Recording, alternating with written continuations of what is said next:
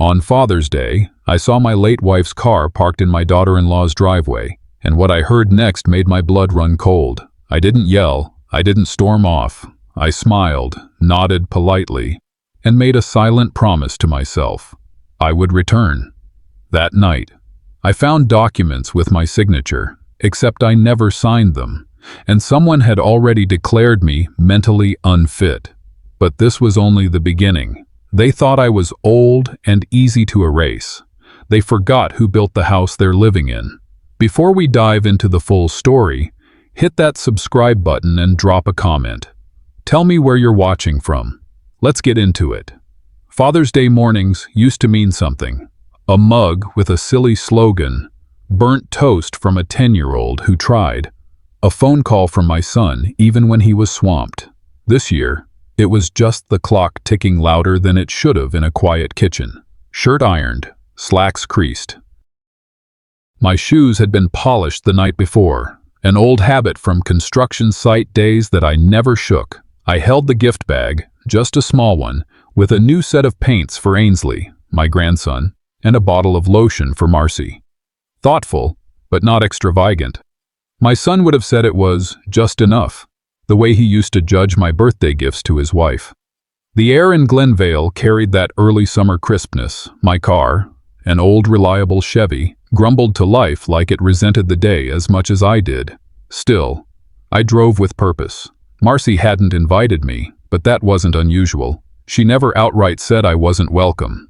That's the trick with distance. It doesn't arrive as a declaration. It drips in through the silence between "you're always welcome" and "we didn't think you'd want to come." Her house sat pretty at the end of a cul-de-sac, everything manicured, the flower beds too uniform to be real. I was about to pull into the curb when I spotted it, a silver Lexus parked like it belonged there. The car didn't match Marcy's style. She drove a Subaru, always had. This one gleamed too much, screamed money and precision and presence. What made my fingers tighten around the steering wheel wasn't the make or model. It was the handbag slung across the front seat.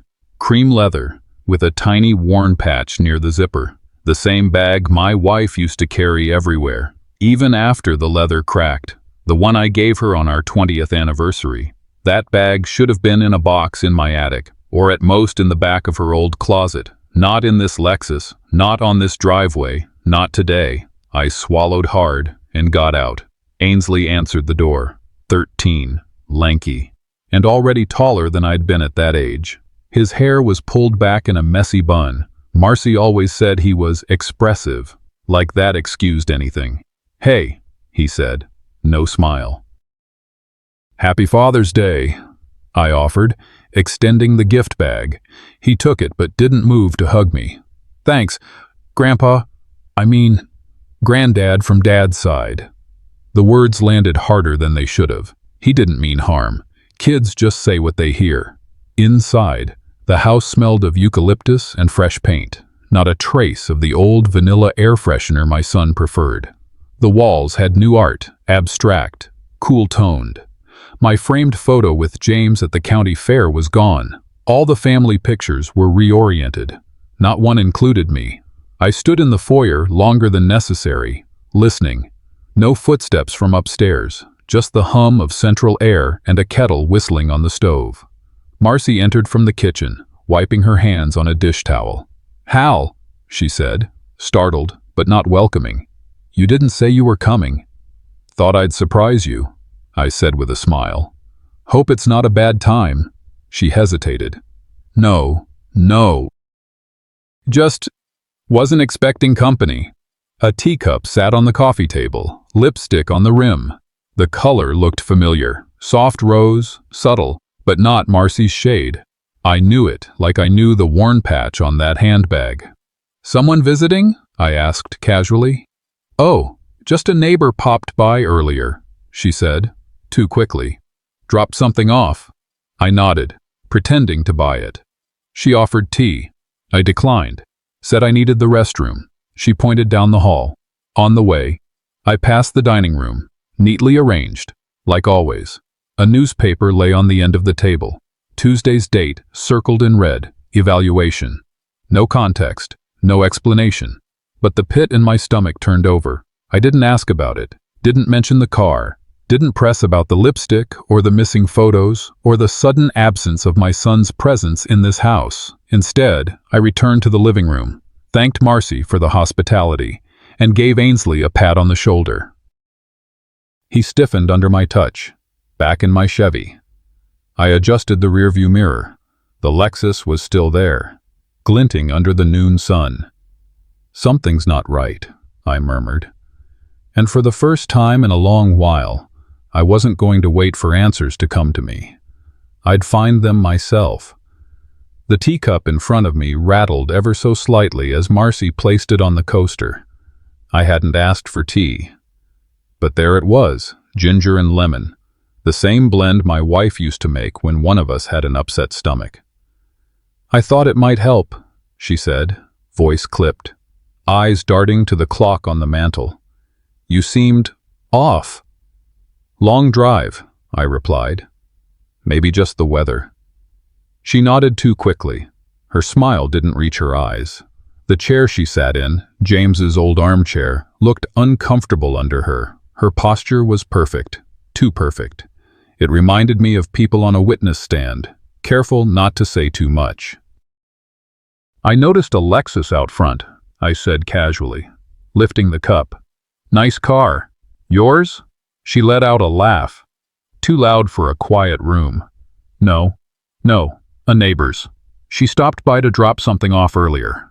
I nodded, pretending not to notice that she hadn't mentioned which neighbor. I didn't sip the tea, just let the warmth of the cup settle in my palms while my eyes took in the rest of the room. The family photos had been rotated again. Now, there were even fewer. A faint buzz came from Marcy's phone on the kitchen counter. She glanced at it and excused herself. "I'll just be a minute. A quick work thing." She walked briskly into the den and closed the door gently behind her. I waited. 1 Mississippi, 2 Mississippi. Then I stood. The hallway carpet muffled my footsteps. I didn't mean to snoop, at least, that's what I told myself. But instinct had its own agenda. As I passed the half-bath, I heard voices. The door to the den wasn't fully closed. "When he signs, it's all clean. Tuesday is the psychological eval."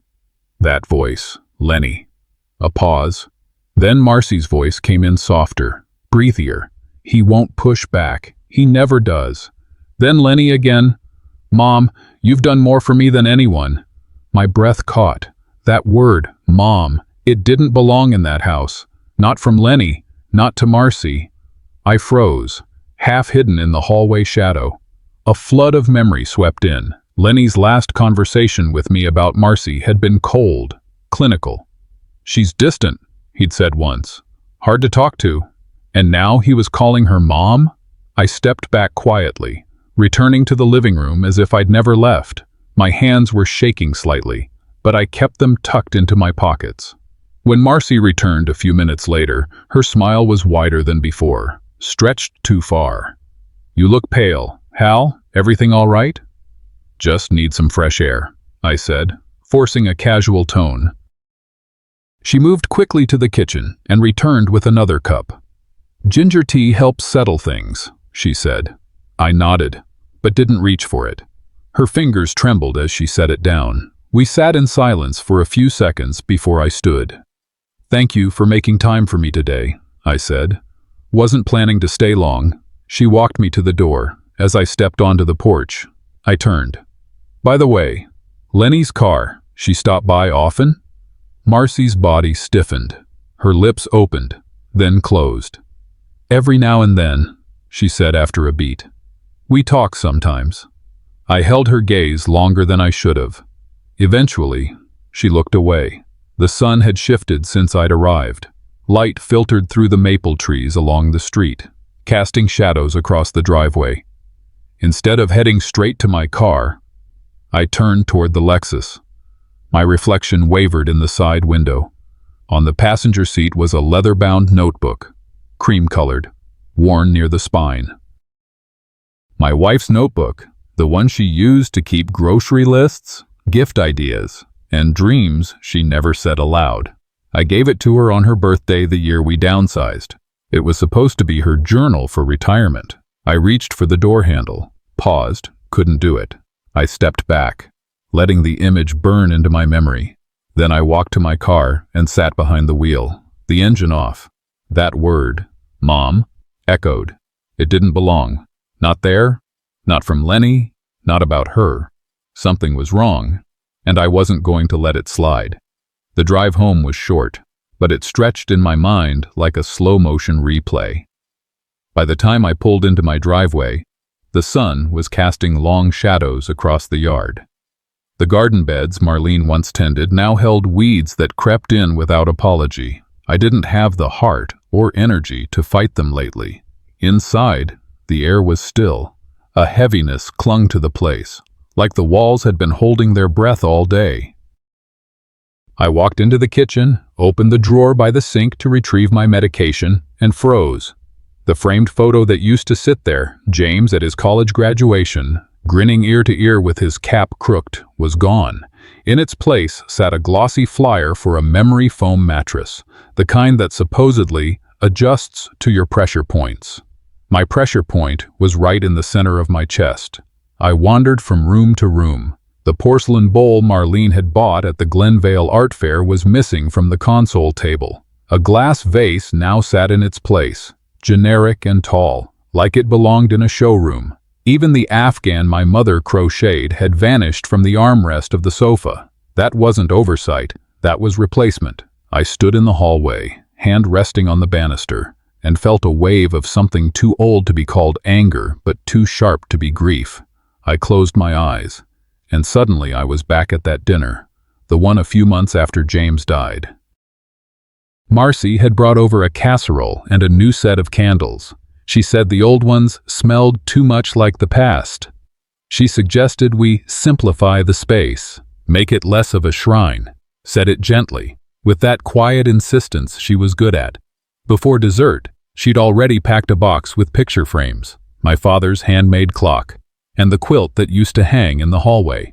She said we were decluttering to make room for healing, but I didn't feel healed. I felt erased. Tonight, I opened the hallway cabinet looking for my notary documents. Instead, I found something else, something heavier than paper, a framed photo, thick with polish and intention. Marcy, Lenny, Ainsley. The three of them posed outside a country house I didn't recognize, all smiling, coordinated outfits. Even the dog looked pleased. But I wasn't in it, not even as a blurry figure in the background, not even as a name in the caption. This wasn't a forgotten invitation. This was omission. The frame was meant for display. You could see it in the way it gleamed, but someone had tucked it away like a guilty secret. I stared at it longer than I should have. Then I turned it face down and slid it to the back of the cabinet. The leather chair I always sat in had been moved. It used to sit by the bay window. Now, it was crammed into a corner near the bookshelf, like an afterthought. The lighting was poor there. The rug didn't reach it. Marcy once told me it ruined the visual harmony. I had laughed, thinking it was just her taste. But now I saw it. It wasn't about style, it was strategy. Bit by bit, they'd shifted the space around me until I no longer fit. I went to the bedroom, opened the drawer where Marlene's journal used to be kept. It was gone. In its place was a spa loyalty card, half-punched, and an envelope addressed to Lenny in handwriting I didn't recognize. I sat down slowly on the edge of the bed. I didn't shout. Didn't break anything. Just breathed in the quiet. They've been preparing this for longer than I thought, I whispered. And for the first time in months, I stood with purpose. I opened the bottom drawer of my desk and pulled out a spiral notebook. Dated the top of the first page. Then I began writing. Not what I felt, but what I saw. Because memory fades, but records remain. The phone rang just after 9. I hadn't poured my second cup of coffee yet. "Hi, Hal." Marcy's voice came through cheery, too polished. "Hope I'm not interrupting anything." I grunted something non-committal, watching a squirrel fumble with a bird feeder outside. "I went ahead and booked you a wellness appointment this morning. Just a simple checkup. You know how we've been meaning to get that on the calendar." I paused, mug halfway to my lips. "We've been meaning?" She laughed, light and dismissive. "Oh, come on. You've mentioned feeling more tired lately. It's with Dr. Millie Caro, remember her? The clinic's right on Main. Dr. Millie." The name landed with a weight I hadn't expected. "I don't need, it's just a formality," she cut in. "No big deal. 10:30. I'll text you the address." The line clicked before I could refuse. By 10:15, I was parked outside the Glenvale Family Wellness Clinic, a nondescript beige building with cheerful flowers planted in perfect symmetry out front. Millie Caro used to attend the same church as Marlene and me. She sang alto in the choir, always a beat behind but smiled through it. I hadn't seen her in nearly 5 years. She greeted me in the waiting room, her voice still soft but thinner somehow, like it had worn down at the edges. "Hal," she said, squeezing my hand too tightly. "Let's catch up inside." The exam room smelled of lemon disinfectant and old paper. Millie sat across from me, a tablet in her lap. We talked, or rather, she asked, and I dodged. "How often do you feel confused about time or place?" "Only when someone rearranges the furniture," I quipped. She smiled, tight, professional. "Any difficulty remembering common tasks, like managing finances?" "No," I said, "but I do forget why I walk into rooms sometimes. Doesn't everyone over 70? Her pen didn't move. The questions continued. Memory, awareness, if I ever lost things. If I'd noticed people treating me differently lately. She never asked about blood pressure, never checked my lungs. At the end, she stood and said, "We'll be in touch with Marcy. She's your emergency contact, right?" Something tightened in my chest. I nodded once. Slow. I left the clinic and drove home with the radio off. The engine's hum filled the silence like static. Back at the house, I sat on the edge of the sofa and tried to reassemble the puzzle. Yesterday. Marcy had said something about Tuesday. Tuesday is the psychological eval. I checked the calendar. Today was Tuesday. The phone rang, breaking my trance. "Hello?" A male voice, brisk, professional. "Mrs. Havelock, this is Patrick from Glenvale Bank. Just calling to confirm we've added the clause to restrict withdrawals pending mental fitness evaluation. Should take effect by tomorrow. Just needed final verbal consent." I didn't breathe. "Mrs. Havelock?" the voice repeated. "Are you still there?" I hung up. Not slowly, not gently, just ended it. The house was quiet again, too quiet. I walked to the kitchen and poured what was left of the morning coffee. My hands shook slightly. I spilled a bit on the counter. I didn't wipe it up. Instead, I opened the drawer below the sink. Inside was the locked tin box where I kept business records, old deeds, tax documents. I opened it, touched the edge of the folder with my name embossed in gold, then closed it again. "They're preparing a legal trap," I said aloud. Not to myself, to the room, to the silence. I moved to the side table and pulled out the notebook I had started last night. The cover was worn, its edges soft from years of being shuffled in and out of drawers, flipped past the notes I made yesterday about the Lexus, the photo frame, the way Ainsley called me Granddad from Dad's side. A new page, blank, waiting. I picked up the pen and began writing names, dates, locations, and beside them, questions I didn't yet have answers to.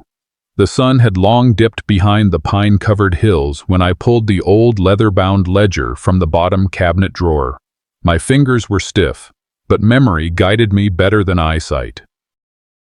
The ledger hadn't seen daylight in years, but I still remembered where I kept it, beneath the binder with tax returns and next to the manila envelopes marked medical and legal. I was looking for one thing, a note I'd written 10 years ago when updating my power of attorney. I wanted to see my own handwriting, compare it, confirm it. But instead, I found something I didn't expect. An envelope, sealed, labeled in clean. Slanted script, Havelock, transfer. I hadn't written that. With a dry mouth, I slid my finger under the flap and pulled out a document, 4 pages long, printed on heavy cream stock. The heading read, Voluntary Asset Reassignment. The 4th line from the bottom bore my name, my signature, except it wasn't mine. I stared at it for several long seconds, trying to push back the wave of nausea. The loops were too tight. The H lacked my usual tail. The C was smooth. Mine always jerked slightly upward. More importantly, the clause above the signature read, in the event of medical or psychological determination of diminished capacity, primary authority over all jointly held assets shall be transferred to Marcy Havelock, sole surviving spouse and custodian of shared family interests. I whispered. I never signed this. I placed the page flat on my desk and retrieved an old file of signed deeds and documents, wills, contracts from my company's earlier days, birthday cards even. The difference was obvious and damning. Whoever had signed this had studied my signature, but hadn't lived with my hands. The address of the notary office was listed at the bottom. I recognized it. Small place near Maple and 7th, next to the old barber shop. By 6:00 p.m., I was parked outside, inside. A bell jingled as I stepped through the door. A young woman at the counter looked up. "Can I help you?" I handed her the document without a word. She read the header, then flipped to the back. "Looks like this was notarized here," she said, adjusting her glasses. "Last Thursday?" "I wasn't here Thursday," I said. She turned to the logbook on the desk, running a finger down the entries. According to this, you were here at 3:47 p.m., signed under L. Whitwell." She hesitated. "I wasn't working that day. I'm the only registered notary here this month." "Do you know A. L. Whitwell?" Her lips pressed into a thin line. "Only vaguely. He used to sub in, left town last year." I thanked her and walked out into the cooling night. The drive home blurred past streetlights and half-familiar turns. Inside, I went straight to my computer. It took a while to remember the email password. I hadn't opened the account in weeks. The inbox was mostly junk, notifications, newsletters, a few missed reminders from my bank. But the sent folder told a different story. One message stood out, marked from 3 days ago. To riverside.legal@advisor.com. Subject, final confirmation of reassignment. I opened it. Short, precise. As discussed, please proceed with filing under the agreed conditions. I consent to the terms as outlined. Hal Codman. I stared at the screen, unblinking. I hadn't written it. I hadn't typed a word, but there it was. Time-stamped. Clean. Someone had used my email to push the lie forward. I didn't shout. I didn't break things. I sat in the dark. The only light came from the monitor's glow, reflecting off framed photos on the wall. Me holding Ainsley as a baby. Lenny at her 6th birthday. Marlene, with that crooked smile she'd flash when trying to hold in laughter. The house creaked softly behind me. It felt like it was holding its breath. I reached for the notebook, now resting open on the armrest. Turned to a blank page. Wrote one sentence. They want to erase me before I'm gone. Underlined it, twice. Sleep didn't come the night before. I laid there, staring at the ceiling fan spinning above me, listening to the occasional groan of the old pipes and the rustle of tree branches outside. Every noise reminded me that something was off, not with the house, but with the life I thought was still mine. By morning, I had made my decision. There was only one person I could trust now. Wally Grange. He wasn't just my attorney for over 3 decades. He was the kind of friend who sat with me for hours after my son's funeral, not saying a word, just making sure I wasn't alone. 2 years into retirement, Wally had earned his peace, but I needed his mind one more time. I drove to his place just past the southern edge of Glenvale. His home office was a cozy, converted carriage house, full of legal books and cigar ashtrays he hadn't touched since Ruth made him quit. The moment he opened the door, He blinked at me as if I'd stepped out of a memory. "Hal Codman," he said, stepping aside. "When a man like you shows up unannounced, something's wrong." Inside, I sat at his worn leather desk chair and started laying it out. The Lexus, the overheard conversation, the forged signature, the email I never wrote. Wally didn't interrupt, didn't nod sympathetically. He just listened, eyes narrowing slightly with each detail. "You're not paranoid," he said when I finally stopped. "You're being set up." That sentence carried more weight than I wanted it to. Wally moved to his laptop. "Let's check some filings. Your recent tax returns, holding companies, property records, all public info if you know where to look." As the screen lit up, Wally typed like a man who had never retired. Within minutes, he pulled up documents that listed my name as the primary owner of Codman Holdings, just as expected. Then he clicked into a deeper layer. There it was, a secondary name appended quietly to the ownership structure. E. Havelock Elise. "Your wife's name?" Wally asked. I nodded. "She's been gone 9 years, and that's not her middle initial." "This looks like a placeholder entry," he said, scrolling. "Added 6 weeks ago, digitally signed. That's just the beginning." He tapped the screen with the back of his pen. "Forged signatures, medical appointments planted to question your competency, power of attorney clauses buried in reassignment papers. They're not just waiting for you to die, Hal. They're trying to get rid of you now." I felt the blood drain from my hands. Wally stood up and crossed to his printer. "We need to act fast. First thing tomorrow, go to the county recorder's office. Pull every recent change to any property, business, or joint account tied to your name." He handed me a legal pad. "Start building a timeline. Every conversation, every document, every visit. If it smells off, write it down." I took the pad. "I'll draft a revocation notice for the power of attorney clause," he said, "and I'll file a confidentiality request. If they're using your info without consent, we can lock some doors before they even realize we're moving." He looked at me then, not just as a lawyer, but as an old war buddy stepping back into the fight. "We may be old, Hal," he said, "but we're not out." A smile crept across my face. Faint, measured, but real. "Not yet," I told him. "We're not." The envelope arrived Thursday afternoon, tucked neatly between utility bills and a flyer for gutter cleaning. It bore the Glenvale Town seal, stamped in blue wax, as if someone wanted it to feel important before I even opened it. Inside was a letter printed on thick parchment paper. "The Glenvale Council for Senior Recognition cordially invites Mr. Hal Codman to a ceremony honoring his contributions to the community and legacy of service." My name, in bold. The date, Saturday at 2 p.m. The place, Glenvale Community Hall. An RSVP card already filled out with "Confirmed." I stared at it for a long moment. I hadn't been involved in any civic events since I retired. No committees, no meetings, no newsletters. The gesture felt strange. Maybe kindness sometimes circled back when you weren't looking. Saturday came. I pulled out my old navy blue suit. The fit was looser now, the shoulders a little too wide.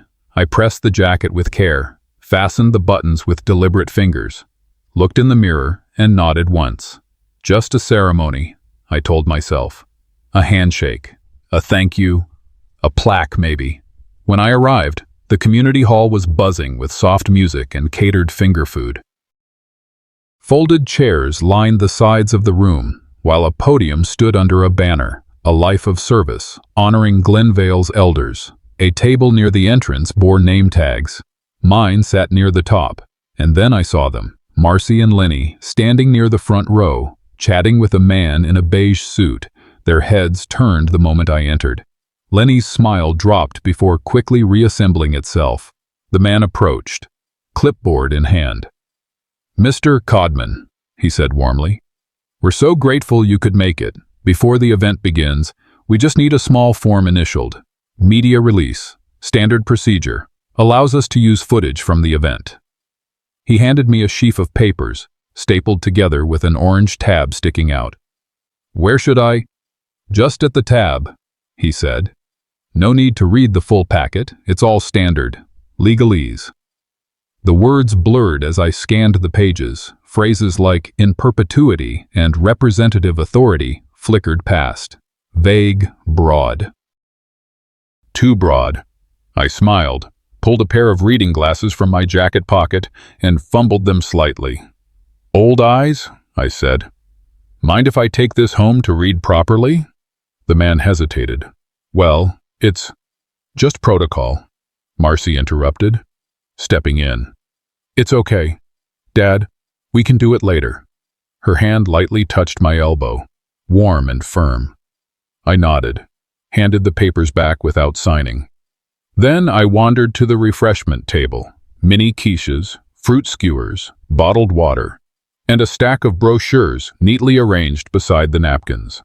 Understanding Adult Dependency and Power of Attorney. That title stuck out like a billboard in a cornfield. I picked one up. The design was sleek, professional. Inside, the language was surgical, clean, impersonal, legal.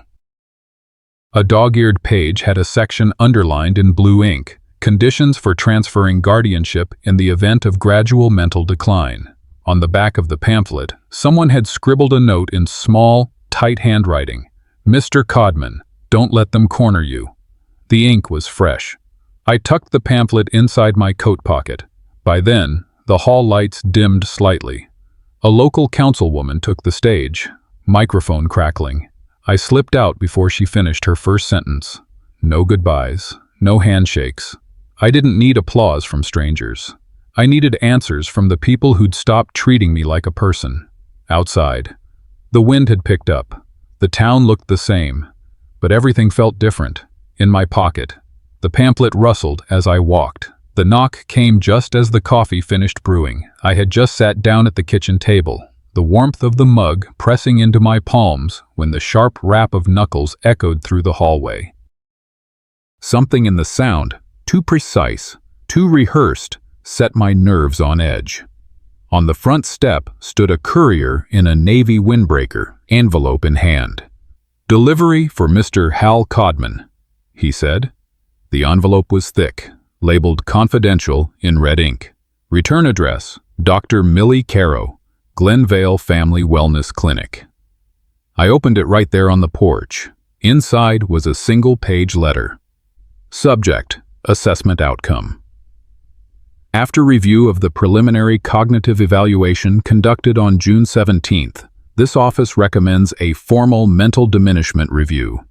Based on behavioral inconsistencies, observed lapses in orientation, and reports from family members, we suggest temporary suspension of legal decision-making capacity pending further review. This recommendation has been submitted to the family representative on record. I gripped the doorframe to steady myself. The paper crinkled slightly in my hand as my fingers curled. Inside the house, the phone buzzed on the counter. Voicemail. I pressed play. "Hal, this is Dr. Millie. I wanted to let you know we've submitted our findings to your family representative. You may be contacted by a guardianship review panel soon. It's all standard. Please don't worry." The next voicemail came seconds later. Marcy. Her voice was syrupy, rehearsed. "Hi, Dad. It's just me. I know you probably got the update from Dr. Millie. Don't stress. Okay, we'll help you through this transition. You won't be alone." I slammed the phone down. No rage, just that cold, sharp clarity, the kind that comes when the lies stop being theoretical. I drove to Wally's without calling ahead. He met me at the door, expression already grim. "Come in," he said, holding a folder in his hand. "I've got something." Inside, he laid it out on the table between us. "I pulled this from the county office this morning." It was a formal court document. Petition for protective guardianship. Petitioner, Marcy Havelock. Cosigner, Lenny Havelock. Subject, Hal Codman. Designated status, non-competent signatory, date, filed 2 days ago. They didn't wait for the results. Wally said, this was signed before Millie's recommendation even arrived.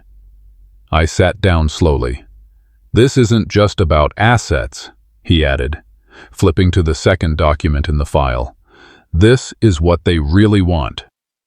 A form labeled Protective Order, Section B. The contents hit like a gut punch. The language was sterile but clear. If granted, the order would strip me of authority over all business decisions, real estate control, and financial planning. Every file I'd spent decades building would be passed to a guardian, Marcy, pending restoration of capacity, a status no one ever really gets back. They're burying you alive, Hal, Wally said. I stood, walked to the window. The clouds were rolling in, heavy with Oregon rain. I need a copy of everything, I said. Of course. Everything. That night, back at the house, I turned off the lights and sat at my desk with only the lamp on. One by one, I scanned the pages Wally gave me, labeled manila folders with a black marker. Proof. Timeline. Witnesses. Then I reached for a new notebook. The pages crackled slightly as I flipped past the first, then the second, on the third. I wrote at the top, countermeasure, and below that, if they want war, I'll give them the quiet kind, the kind you don't hear until the end. I hadn't stepped foot inside the Glenvale Community Center since the spring flower sale last year. Back then, I bought too many marigolds, planted them too shallow, and watched them struggle in soil that had hardened since Marlene passed. This time, I came with no intention to dig. I just needed the bulletin board. There had been a whisper about a meeting, something about budget proposals and the seniors' council reshuffle. Wally told me to keep ears open, eyes sharper. The board stood just inside the lobby, laminated flyers, old event posters, a faded CPR class reminder, and then, in the center, a fresh list printed on white stock, honored representatives, Glenvale Seniors Advisory Circle. I scanned the names. Mine wasn't there. In my place, E. Havelock. The sting was quiet. Not a slap, more like a needle finding soft skin. No one around seemed to notice. A couple nearby discussed pickleball registration. Someone laughed down the hall. I stared at the paper a second longer, then turned. As I passed the main hallway, a flicker caught my eye. A screen mounted to the wall played a looping tribute video, Father's Day themed. Soft piano music in the background, smiling faces dissolving one into another. I paused. There was Lenny, standing with his arm around Marcy. Ainsley waved in slow motion, holding a sparkler in front of the porch. A golden overlay read, "Celebrating the generations who guide us." But I wasn't there. No photos, no voiceover, no mention. I stood still as images shifted. A woman beside me murmured to her friend, "That's Marcy's husband's dad, right?" The friend shrugged. "I think so. The one who passed?" They kept walking. I did too. By evening, I found myself at Finchvine Cafe, sitting at the table closest to the window. The tea went cold quickly. I didn't mind. That's when she showed up. Ainsley. She hesitated near the door, spotted me, then walked over slowly. "Granddad," she said quietly. "Can I sit?" I nodded. She didn't say anything at first, just opened her palm and rolled the edge of a napkin between her fingers. "I saw the video," she said finally. "The one at the center." I looked at her, waiting. I helped Miss Bush-Carroll edit it. She taught me video stuff. I saw the original files before they uploaded the final. Still, I didn't speak. "They cut things out," she added. "Stuff with you in it. There was a clip of you and me at the memorial tree planting. You were holding the sign. They removed it." Her voice shook just a little. I heard Marcy talking in the office, said something like, We can't use Hal's face. Legally, it complicates things if he's declared unfit. I didn't get it at first, but now. Her eyes met mine. I don't think they're telling the whole truth. She slid a small object across the table, a USB stick, no label. I copied the original, just in case you needed to prove what was missing. I nodded once, held her gaze for a second longer than usual. Didn't say thank you. Didn't need to. When I got home, I didn't even take off my shoes. Plugged the drive into my old laptop, waited for the whir of the fan, the flicker of the screen. There it was. A folder marked Father's Day Draft A. I clicked. But the first frame hit like a memory I didn't know I missed. Me, standing in front of the Glen Vale fountain, Ainsley by my side. I was laughing. God, when did I last laugh like that? And the sun made us both squint. A slow fade-in line read, "Family is the only legacy that matters." Then the next scene, and the next. I was there, until I wasn't. In the final version, I'd been cut. But here, in this quiet room, I still existed. Saturday morning brought gray skies and the buzz of a text message. "Ainsley, can we talk? Just us. I found something." An hour later, we sat on a park bench facing Glen Vale's duck pond. The water shimmered slightly in the breeze. Kids threw bread near the reeds while their parents chatted from picnic tables. Ainsley didn't speak at first. She just pulled out her phone and tapped the screen a few times. "Mom left her laptop open last night," she said, voice low. "I saw the search history." She handed me the phone. I scanned the screenshots. How to remove legal guardian without consent. Power of attorney mental decline clause. Does memory loss count as incapacity in Oregon? Signs of cognitive dysfunction, elderly parent. My grip tightened, but I kept my voice even. "Did she know you saw this?" She shook her head. "I made copies," Ainsley said. "I wasn't sure what to do until now." "You did exactly what you should have." She blinked at that, some mix of relief and sadness behind her eyes. The next morning, I was making toast when the doorbell rang. Lenny stood on the porch, alone. Her eyes were puffy, red-rimmed. She clutched a tissue in one hand, a purse in the other. "Hi, Dad," she said. "Can I come in?" I nodded and stepped aside. In the living room, she sat on the edge of the sofa like she didn't belong in her own childhood home anymore. "It was never about taking everything," she began, tears slipping silently. It felt like we were always outside of things, Marcy and I, and then James died, and it all stopped. I let her speak. "I didn't want to erase you. I just wanted something that felt fair." I waited until the room had gone quiet. Then I asked, "Fair to whom?" Lenny didn't answer. Instead, she dabbed her eyes. But the sobbing stopped as quickly as it started. Her voice sharpened.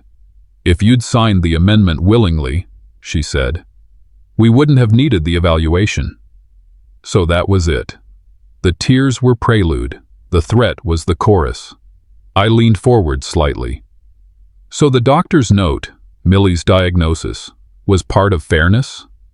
Lenny's mouth tightened, but she didn't respond. I stood. "I think we're done here." She hesitated at the door, as if waiting for a change of heart, but there wasn't one coming.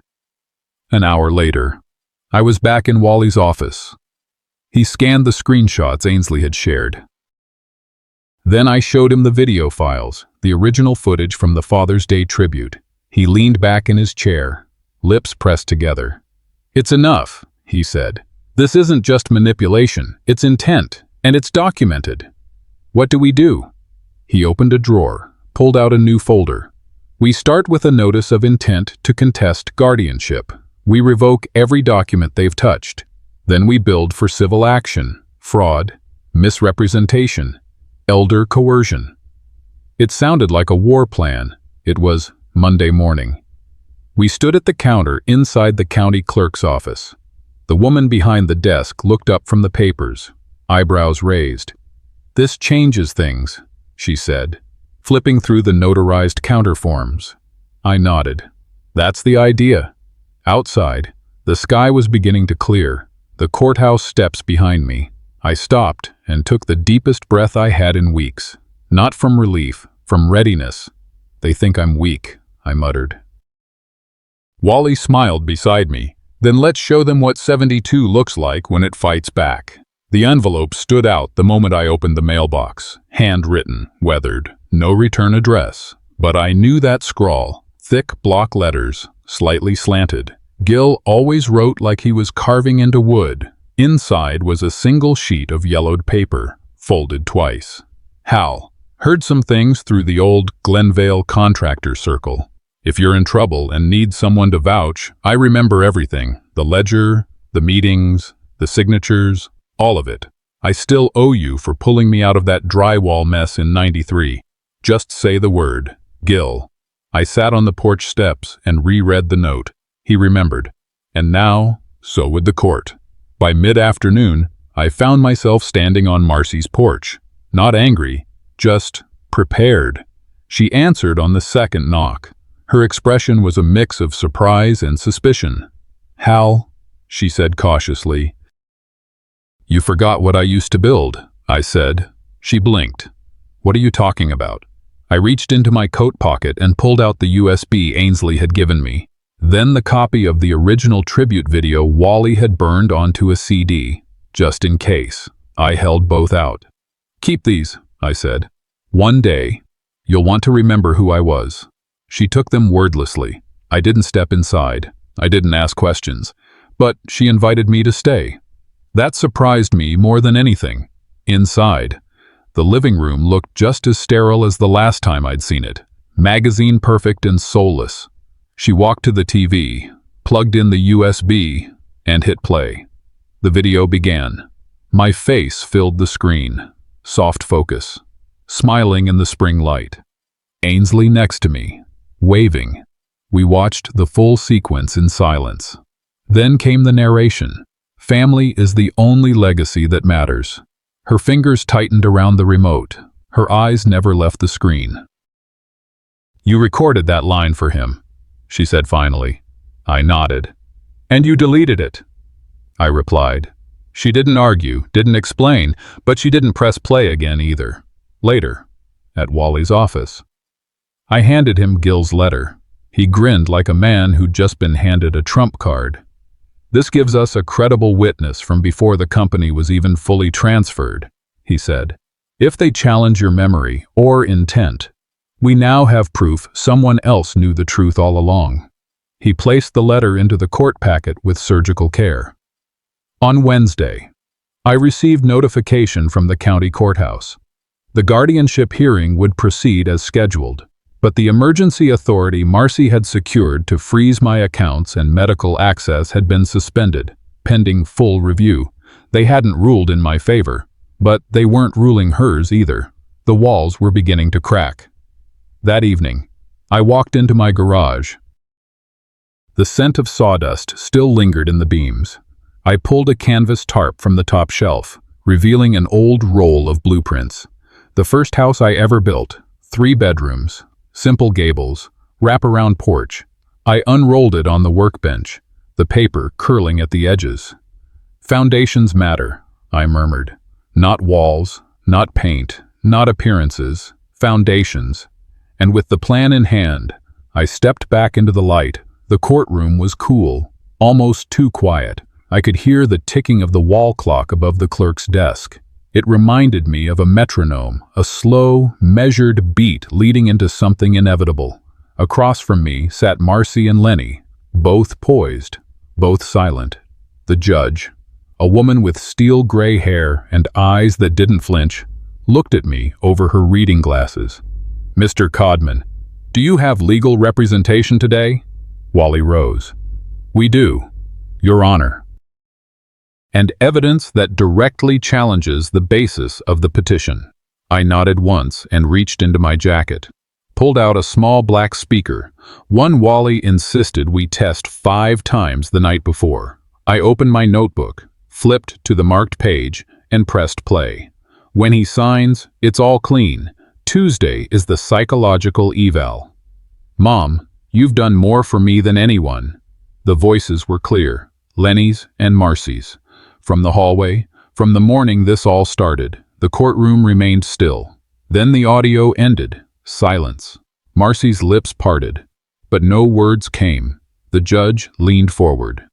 "Miss Havelock, can you explain this recording?" Before she could respond, Wally handed the clerk a thick envelope. "This includes verified transcripts, original email metadata from Mr. Codman's account, and a sworn affidavit from Mr. Gilbert Mancini, a business partner of over 3 decades. The judge flipped through the folder, stopping at the printed emails. Her eyes tightened. Lenny stood suddenly, voice sharp. "This is being twisted. He's not stable." The judge raised one hand. "Enough. Sit down." And that was it. The guardianship petition was denied. The protective order was dismissed. A formal investigation into elder fraud was recommended. Lenny walked out without looking back. Marcy sat quietly, staring at the tabletop. I didn't smile. I just breathed, slowly, like a man surfacing after too long underwater. That night, I walked through the house, the same one I'd built with my own hands. Each corner carried something, a memory, a lesson, a loss, a laugh. I didn't pack much, just enough to dust off what mattered, not because I was leaving, because I was returning. 1 week later, the community ceremony took place again. Same hall, same banner. But this time, the words above the podium were different. Legacy restored. Hal Codman, builder of foundation and family. I didn't speak long, just a few sentences. "You don't have to be loud to be remembered," I told them. "You just have to stand." They applauded, not for the words, but for the standing. The screen behind me played the original video. My voice echoed through the room. Family is the only legacy that matters. The sapling I planted that afternoon stood in the backyard, roots just starting to settle in. I knelt beside it, hands in the dirt. Ainsley came out quietly, handed me the spade. No words, just the shovel. Sometimes the people you raise forget how deep your roots go. Let them. Just keep growing.